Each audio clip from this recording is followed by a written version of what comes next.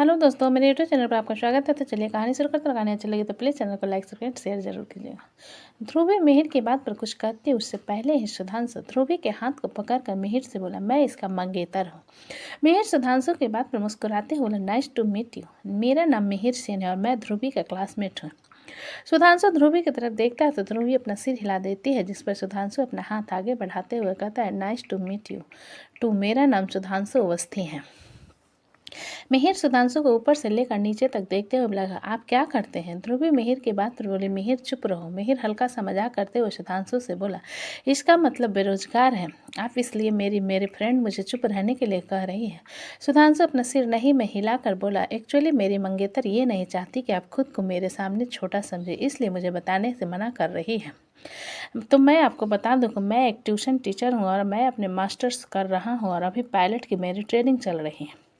मिहिर थोड़ा सरप्राइज होकर बोला, एक साथ इतना सारा काम बोर नहीं होते? सुधांशु अपना सिर नहीं में हिलाकर बोला, जो समय से पहले मैच्योर हो जाते हैं उनके लिए काम कम हो जाते हैं। मिहिर ध्रुवी की तरफ देखते हुए बोला, तुमने अपने लिए अपने जैसे लड़का देख लिया? ध्रुवी मिहिर की बात की अनसुना करते हुए सुधांशु से बोले, तुम्हारा काम हो गया, हम चले? सुधांशु एक नज़र मुड़कर उसे तरफ देखने के बाद बोला, हाँ, सब लोगों के लगभग मिठाई और कपड़े मिल चुके हैं, हम चलते हैं। मैं दीपांजलि को लेकर आता हूँ। इतना कहकर सुधांशु एक नज़र मिहिर को देखने के बाद दीपांजलि की तरफ चला जाता है। मिहिर सुधांशु के जाने के बाद ध्रुवी से बोला, यार तेरा बंदा तो छोटा पैकेट बड़ा धमाका है। ध्रुवी हल्का सा मुस्कुरा कर बोली, है ना, जब ये बोलता है तो अच्छे अच्छों का मुंह बंद हो जाता है और यही बात मुझे इसकी सबसे अच्छी लगती है। जिस पर मिहिर कुछ सोचकर बोला, इसे देखकर लगता है कि इस समाज सेवा करना पसंद है। तुम हेड से कांटेक्ट क्यों नहीं करवाती? ध्रुवी मिहिर की बात सुनकर बोले, मृत्युंजय सारंग नाम सुना है? मिहिर अपना सिर हिलाते हुए बोला, हाँ, Sarang construction, Sarang builder, Sarang industries, Sarang stadium, Sarang academy, उसे कौन नहीं जानता। और जहाँ तक मुझे पता है तू इनकी चचेरी बहन है। ध्रुवी अपना सिर हिलाते हुए बोली, बिल्कुल सही, और सुधांशु उनका सगा साला है। मिहिर आंखें बड़ी करके बोला, क्या साला? इसका मतलब मृत्युंजय सारंग इसके बैकग्राउंड पावर है? ध्रुवी अपना सिर हिला देती है, जिस पर मिहिर अपना सिर हिलाते हुए कहता है, तू एक बार इसके जीजा से बात क्यों नहीं करती? कोई अच्छी सी पोस्ट दे देंगे इसको।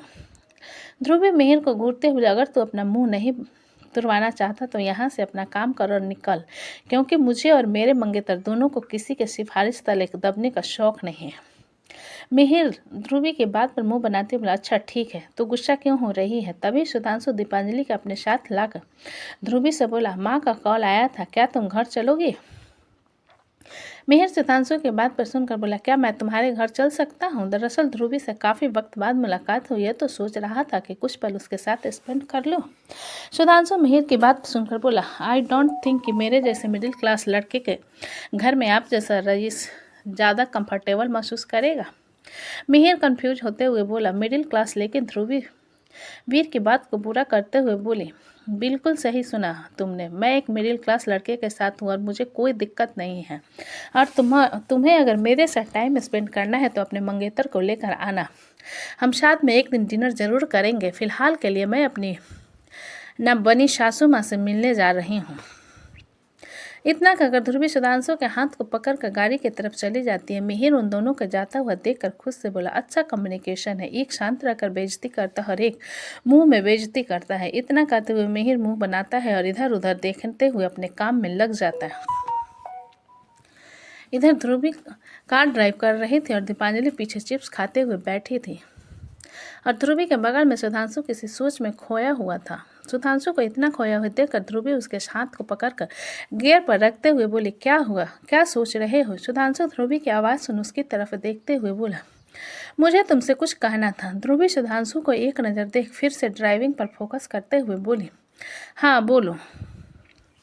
सुधांशु ध्रुवी को देखते हुए बोला, क्या तुम मेरे साथ अपार्टमेंट देखने चलोगे? ध्रुवी अचानक ब्रेक लगाकर सुधांशु की तरफ देखते हुए बोली, तुम अपने आप पर शक करने पर मजबूर कर रहे हो। अचानक इतने सारे पैसे तुम्हारे पास कहाँ से आए? सुधांशु ध्रुवी की तरफ देखते हुए बोला, दरअसल मैंने शेयर मार्केटिंग और ट्रेडिंग में पैसे लगाए थे, अभी से नहीं तकरीबन 1 साल हो गया, जो अब जाकर मुझे सारे प्रॉफिट के साथ मिले हैं, तो मेरे पास बहुत पैसे। ध्रुवी अपनी एक आईब्रो ऊपर करते हुए बोले, कितने पैसे हैं तुम्हारे पास? सुधांशु इधर उधर देखते हुए बोला, अभी 50 लाख हैं। ध्रुवी सुधांशु की बात सुन उसे घूरते हुए बोली, दिवाली है, अप्रैल फूल का प्रैंक नहीं चल रहा है यहाँ पर जो तुम मुझे फूल बना रहे हो। सुधांशु ध्रुवी की बात पर बोला, अरे मैं मजाक नहीं कर रही यार, सच में मेरे पास है इतने पैसे, तुम यकीन कैसे नहीं कर रही हो। ध्रुवी सुधांशु की बात को इग्नोर कर स्टार्ट करते हुए बोली, देखो आज दिवाली है, मेरा दिमाग मत खराब करो।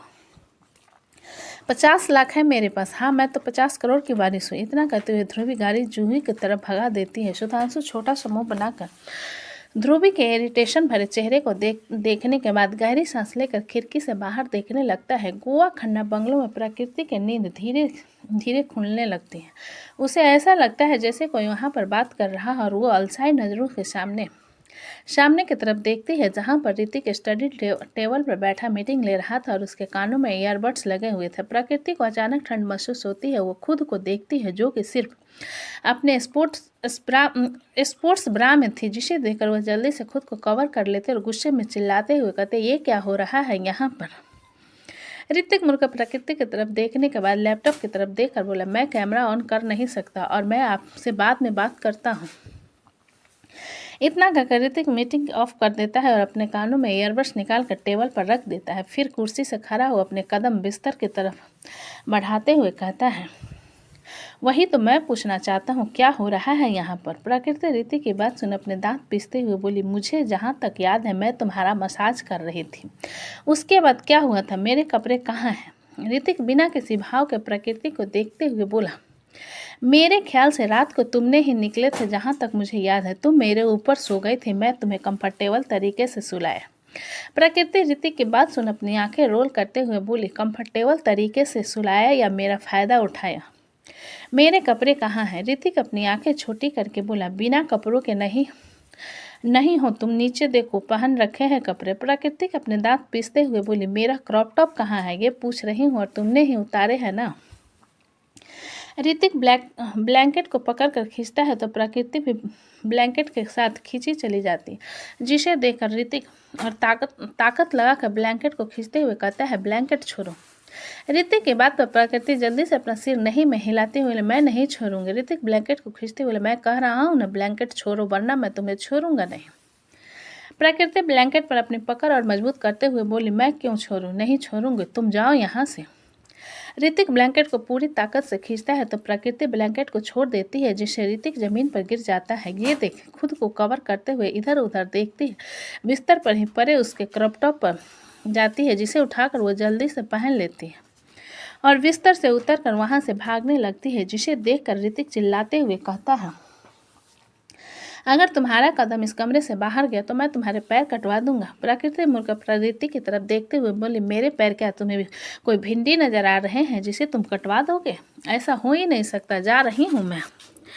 इतना कहकर प्रकृति दौड़ते हुए कमरे से बाहर भाग जाती है। ऋतिक गुस्से में ब्लैंकेट को खुद के ऊपर से फेंक कर खड़ा होते हुए बोला, दिस क्रेजी वुमन मुझे पागल करके रख देगी, खुद रात को कपड़े उतारे और मुझ पर इल्ज़ाम लगा रही है, सोने के बाद होश में नहीं रहती क्या तुमने। इतना सोचते हुए ऋतिक गुस्से में ब्लैंकेट को बिस्तर पर फेंक कर बाथरूम की तरफ चला जाता है। शाम का वक्त सारंग विला महक आंगन में बैठी रंगोली बना रही थी और वैशाली बना काम बिगाड़ ज़्यादा रही थी। अदिति कलर को कटोरी में डालकर महक की तरफ बढ़ाने के बाद वैशाली से बोली, दीदी आप बिगाड़ क्यों रही हो। वैशाली अदिति की बात सुनकर इरिटेशन में महक की तरफ देखते हुए बोली, हमसे ये रंगोली भरा नहीं जा रहा। महक वैशाली की बात सुन अपना सिर हिलाते बोली, मुझे पता था इसलिए मैंने रेडीमेड रंगोली तुम्हारे लिए मंगा दिया ताकि तुम्हारा दिल भी न टूटे और तुम रंगोली भी बना सको। वैशाली महक की बात पर पूरे आंगन को देखते हुए बोली, आपने इतना बड़ा रंगोली क्यों बनाया, दोपहर से लगी हुई हो लेकिन सुंदर दिख रहा है। मृत्युंजय अपने हाथ में बादाम का प्लेट ले आते हुए बोले, मेरी बीवी मल्टी टैलेंटेड है, तुम्हारी तरह नहीं सिर्फ मार थार जानने वाली। विप्लव कैमरा लाकर महक की तरफ देखते हुए, भाभी स्माइल प्लीज। महक उसकी तरफ देखकर मुस्कुरा देती है तो विप्लव जल्दी से उसकी फोटो खींच लेता है। मृत्युंजय पीछे से विप्लव को मारते हुए बोला, मेरी बीवी की फोटो क्यों खींच रहा है।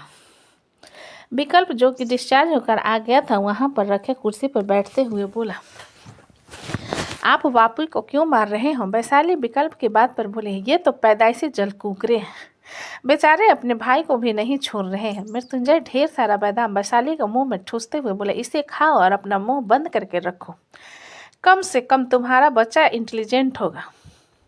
वैशाली बादाम को चबाते हुए मृत्युंजय को घूरने लगते हैं। वही विप्लव मृत्युंजय को मारने पर छोटा सा मुंह बनाकर बोला, भाई आपको पता है ना मुझे फोटो खींचना कितना पसंद है। आप भी भाभी के साथ बैठ जाओ, मैं आपकी भी फोटो निकाल दूंगा। मृत्युंजय अपना सिर नहीं में हिलाकर बोला, मुझे नहीं पसंद। अदिति रंगोली में रंग भरते हुए विप्लव से बोली, बापी यहाँ पर आओ ना, हम रंगोली बनाते हैं। शाम हो गई है, थोड़ी देर में रात हो जाएगी, फिर पूजा शुरू हो जाएगी। जिस पर विप्लव अपने कैमरा विकल्प के गोद में रख जल्दी से अदिति के पास आकर बोला, क्या क्या रंग भरना है मुझे बताओ। मृत्युंजय महक के पास जाकर बोला, तुम्हें इतनी बड़ी रंगोली बनाने के लिए किसने कहा? क्या तुम घर में भी ऐसा ही करती थी? महक अपना सिर नहीं में हिलाकर बोली, मेरे घर में आंगन नहीं है, इसलिए बस छोटी सी रंगोली बना देते थे, हो जाता था। लेकिन यहाँ पर देखो कितना बड़ा आंगन है, इसलिए मैंने बड़ी रंगोली बनाने के बारे में सोचा। मृत्युंजय पूरी रंगोली को देखने के बाद बैठते हुए बोला, मैं भी मदद करूं। वैशाली बादाम निकलने के बाद मृत्युंजय से बोली, बनाने के लिए बोल रही है, बिगाड़ने के लिए नहीं। मृत्युंजय घूरकर वैशाली को देखने के बाद रंग भरने लगता है। उसके रंग भरने के तरीके को देखकर महक बोली, क्या आप पहले रंगोली बना चुके हैं? मृत्युंजय हल्का सा डेविड स्माइल के साथ महक के उससे बोला, तुम्हारा पति बहुत टैलेंटेड है। अमृत आते हुए बोला, 2 घंटे से रंगोली भरने का वीडियो यूट्यूब में देख रहा था और यहाँ पर आकर बीबी के सामने होशियारी मार रहा है। सभी लोग अमृत की बात सुनकर उसकी तरफ देखते हैं, जो कि अपने हाथ में चाय लिए वहां पर आ रहा था। अमृत चाय का ट्रे अदिति, वैशाली और महक के सामने रख कर बोला, काफ़ी वक्त से तुम लोग लगे थे ना, चलो चाय पी लो, फिर आराम से लगना अपने काम में। महक चाय लेकर अमृत की तरफ देखते हुए बोली, आप क्या कह रहे थे? 2 घंटे से रंगोली भरने का वीडियो? मृत्युंजय अमृत के कुछ कहने से पहले महक से बोला, ऐसा कुछ नहीं है, ये झूठ बोल रहा है, मैं कोई वीडियो नहीं देख रहा था, मैं तो मीटिंग अटेंड कर रहा था। ये सुनकर महक मृत्युंजय को घूरते हुए बोली, मैं यहाँ पर रंगोली बना रही हूँ, मुझे मोटिवेट करने के बजाय आप मीटिंग अटेंड कर रहे थे। मृत्युंजय अपना मुंह बंद कर मन में बोला, मैं अपना मुंह बंद क्यों नहीं रख पाता, अब ये मुझे फिर से सुनाएगी। वैशाली चिंगारी में आग लगाते हुए महक से बोली, हम बता रहे हैं दीदी, बड़का भैया को आपको बिल्कुल फिक्र नहीं है। हमारा पति को देखो, हम लोगों के लिए चाय लेकर आया है और बड़का भैया बादाम खुद खा रहे हैं, लेकिन आपको नहीं खिला रहे हैं। वैशाली की बात सुनकर मृत्युंजय अपने दांत पीसते हुए बोला, अपना मुंह बंद करके रखो, तुम मेरे हंसती खेलती गृहस्थी पर आग क्यों लगा रही हो? महक चाय पीने के बाद कप वहीं पर रख मृत्युंजय को साइड करते हुए बोली, मुझे आपकी मदद नहीं चाहिए, जाइए यहाँ से अपना मीटिंग अटेंड कीजिए। मृत्युंजय महक की बात पर छोटा सा मुंह बनाकर बोला, महक मैं तुम्हारी मदद मुझे नहीं चाहिए, यहाँ पर लोग हैं वो मेरी मदद करेंगे। महक ने मृत्युंजय की बात को बीच में काट कर कहा। मृत्युंजय खिसियानी मुस्कान के साथ महक के कंधे पर पोक करते हुए बोला, महक मृत्युंजय के हाथ को झटक कर बोली, डिस्टर्ब मत कीजिए, मुझे गुस्सा आ जाएगा। मृत्युंजय फ्रस्ट्रेशन में खड़ा होकर बोला, मैं जा रहा हूँ, मैं नहीं मनाऊंगा दिवाली। महक सिर उठाकर मृत्युंजय की तरफ देखते हुए बोली, पूजा के वक्त अगर आप यहाँ पर नहीं रहे और मुझे एम्बारासमेंट महसूस हुई तो आप यहाँ पर रहना ही मत। मृत्युंजय आंखें बड़े करके महक को घूरते हुए बोला, तुम मुझे धमकी दे रही हो? महक अपना सिर हिलाते हुए बोली, कुछ दिन बाद हमारी शादी को 1 साल हो जाएंगे, आपको लगता है कि मुझे आपसे डर लगता है? विप्लव महक की बात पर बोला, मुझे तो नहीं लगता कि आपको भाई से डर लगता है, और डरने वाली क्या बात है, भाई कोई बागर बिल्ले राक्षस थोड़ी ना है। मृत्युंजय विप्लव को लात मारता है, जिस कारण विप्लव रंगोली पर गिरता है, उससे पहले ही जल्दी से उसे कॉलर से पकड़ लेता है।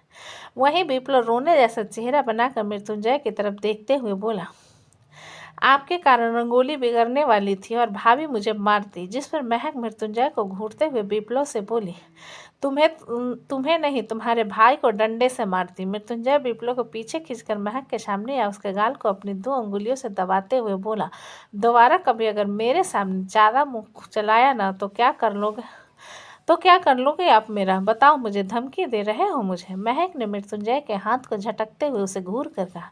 जिस पर मृत्युंजय कुछ सोच कर बोला, मैं बता दूंगा अपने बच्चे को क्या बता दोगे अपने बच्चे को? महक ने आंखें उचकाते हुए पूछा, जिस पर मृत्युंजय तुनक कर बोला कि उसकी माँ एक चुड़ैल और डायन है जो हमेशा उसके बाप के खून को पीने के लिए पीछे पड़ी रहती है।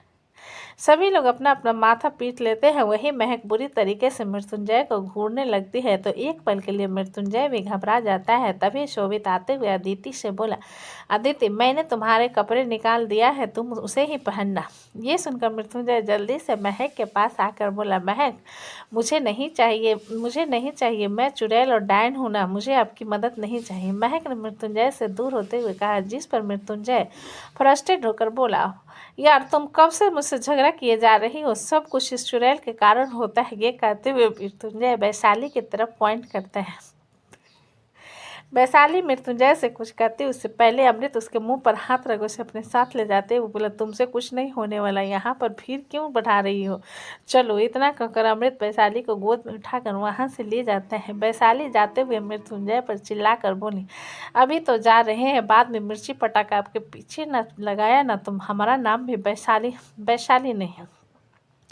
मृत्युंजय जलती आंखों से वैशाली को घूरने के बाद महक को पकड़कर बोला, बाकी की रंगोली सर्वेंट बना देंगे, चलो मेरे साथ। इतना कहकर मृत्युंजय महक को ले जाने लगता है, जिस पर महक मृत्युंजय के हाथ को झटक कर शोभित की तरफ देखते हुए बोली, भाई आप अदिति को लेकर चले जाओ, मैं रंगोली बना रही हूँ। शोभित महक की बात सुनकर बोला, तुम रंगोली बना लो, अदिति तुम्हारी मदद कर देगी। महक मृत्युंजय की तरफ इशारा करते हुए बोली, इन्हें यहाँ से लेकर जाओ, इन्हें देख रहे हो ना तो मेरा दिमाग खराब हो रहा है। मृत्युंजय वहीं कुर्सी पर पैर के ऊपर पैर रखकर बैठते हुए, अब तो बिल्कुल नहीं जाऊंगा। महक एक नज़र उसे देखने के बाद फिर से अपना रंगोली बनाने लगती है।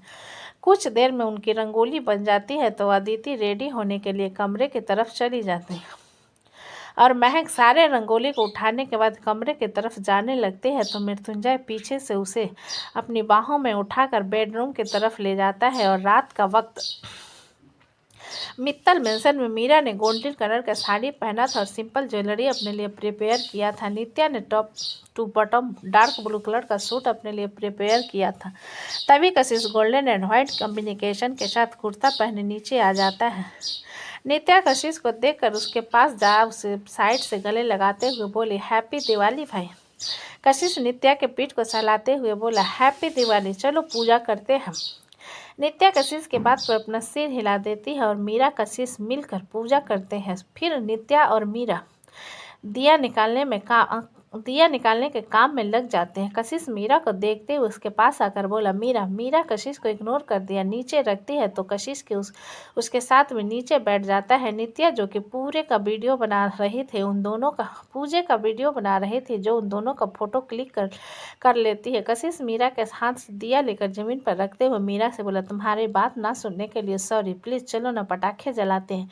मीरा कशिश की बात सुन उसे देखते हुए बोली, मैं उसके साथ कंफर्टेबल नहीं हूँ। कशिश हल्का सा मुस्कुरा कर बोला, मैं उससे शादी करके नहीं रहा मीरा, और ना मैं उससे तुम्हारी शौतन बनाने वाला हूँ जो तुम अनकम्फर्टेबल महसूस कर रही हो। मीरा कशिश को घूरते हुए, मैं मजाक नहीं कर रही कशिश, मैं बहुत सीरियस हूँ। मैं अपनी चीज़ें किसी के साथ शेयर करना पसंद नहीं करती, चाहे वो सामान हो या पति।